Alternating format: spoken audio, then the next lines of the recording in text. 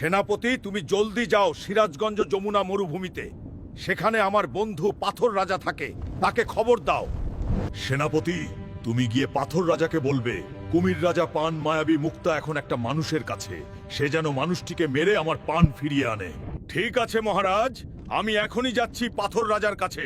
কুমির সেনারা, সবাই চলো আমার সাথে। পাথর রাজা, আপনার বন্ধু কুমির রাজাকে বাঁচান। একটা মানুষ কুমির রাজার পান মায়াবী মুক্তা নিয়ে গেছে। রাজা এখন খুব কষ্টে আছে। আমি আমার বন্ধুকে বাঁচাবো, কিন্তু একটা কথা বলো, সামান্য মানুষ কি করে কুমির রাজা পান মায়াবী মুক্তা পেল?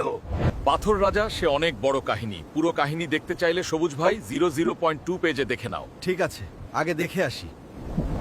কুমির সেনাপতি, আমি সব দেখলাম। মানুষটি অনেক শক্তিশালী।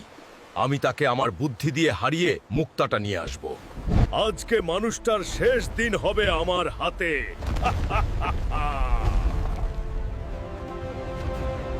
সাদিয়া, আজকে ভাতের সাথে মাছের ঝোলটা অনেক স্বাদ হয়েছে। অনেক দিন হলো তোমাকে ভালো কিছু খাওয়ানো হয় না। সাদিয়া, আমি ভাত খেয়ে জমিতে ধান লাগাতে যাব। তুমি দরজা জানালা ভালো করে লাগিয়ে শুয়ে পড়ো। কুমির রাজা আবার কি শয়তানি বুদ্ধি করছে কে জানে।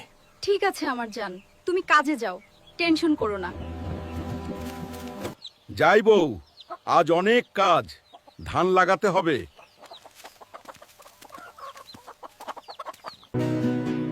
হালকা তো কাজে গেল, আমার কেমন জানি ভয় ভয় লাগছে। হালকা, তুই কোথায়?